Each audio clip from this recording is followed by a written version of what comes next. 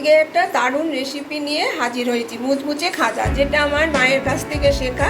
মা যখন বানাতো আমি মাকে হেল্প করতাম, সেখান থেকেই আমার হাতে করে। এখানে ময়দায় অল্প লবণ দিয়েছি, আর 2 চামচ অ্যারুট নিয়েছি, আর রাইসাল তেল অল্প করে হালকা করে গরম করে এই অ্যারুটে ভালো করে ফেটিয়ে একটা ব্যাটার বানাতে হবে। খুব ভালো করে ফেটাতে হবে, আর ময়দায় অল্প অল্প করে জল দিয়ে মাখতে হবে।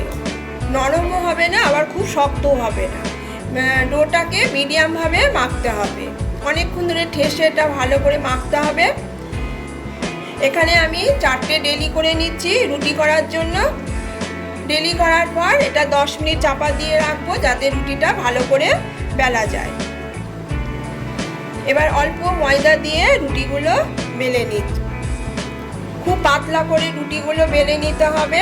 সবকটা রেসিপির মধ্যে এটা আমার কাছে সেরা রেসিপি। হাতে অনেক সময় নিয়ে এটা করতে হয়। এবার ব্যাটারটা খুব ভালো করে ফেটিয়ে নিয়েছি। এবার রুটির এক পিঠে হাতে করে এটা মাখিয়ে নিতে হবে। এবার দিয়ে দেবো চালের গুঁড়ি, অল্প করে একটু চালের গুঁড়ি দিয়ে হাতে তালু দিয়ে মাখিয়ে নেব। আর একটা রুটি তার উপরে চাপা দিয়ে আবার ব্যাটারটা মাখাতে হবে, দিয়ে চালের গুঁড়ি দিয়ে দিতে হবে।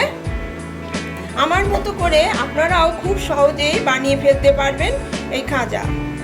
খুব প্রশংসনীয় একটা খাবার। আবার এই রুটির ব্যাটার মাখিয়ে চালের গুঁড়ি দিয়ে আর একটা রুটি দিয়ে দিতে হবে, দিয়ে এইভাবে 4টে রুটি দিতে হবে। ভাইফোঁটার সময় মিষ্টির দোকানে এই খাজা বিক্রি হয়। মাখিয়ে নিয়েছি, এবার চালের গুঁড়িটা দিয়ে হাতের তালু দিয়ে মাখিয়ে এবার একটা রোল করে নিতে হবে। খুব ভালো করে রোলটা এইভাবে করে নিয়ে ছুরি দিয়ে পিস পিস করে কেটে নিতে হবে। প্রত্যেকটা পিস যাতে সমান হয় সেইভাবে কাটতে হবে, যাতে খাজাগুলো সবকটা সমান হয়। এবার একটা পিস নিয়ে পেছন দিকটা এইভাবে বুড়ো আঙুল দিয়ে মুড়িয়ে নিতে হবে, আর সামনের দিকে পাপড়ির দিকটা রেখে হাতে তালুর মধ্যে দিয়ে ডেলি বানাতে হবে। আর একটা বানিয়ে দেখাচ্ছি।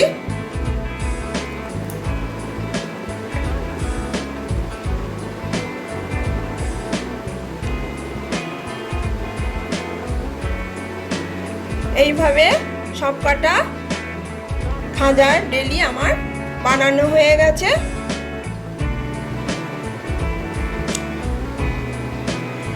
আর এখানে অল্প তেল দিয়ে লুচির মতো করে বেলতে হবে,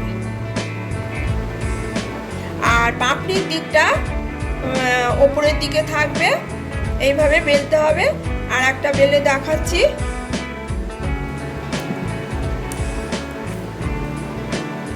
এবার কড়াই রাইস তেল দিয়ে গ্যাসের ফ্লেমটা সিম করে ভাজতে হবে।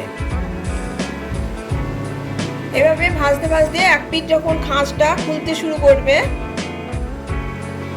এক পিঠ মোটামুটি ভাজা হয়ে গেছে। এবার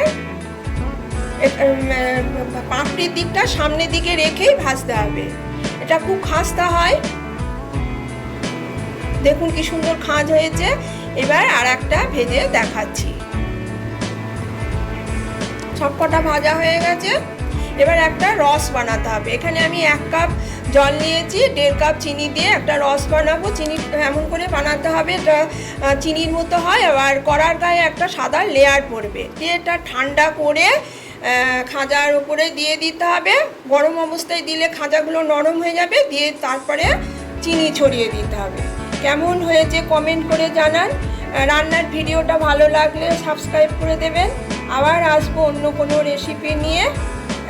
শেয়ার আর লাইক করতে ভুলবেন না। নমস্কার, সবাই ভালো থাকবেন। এইভাবে বানিয়ে ফেলুন খাজা, মুচমুচে খাজা।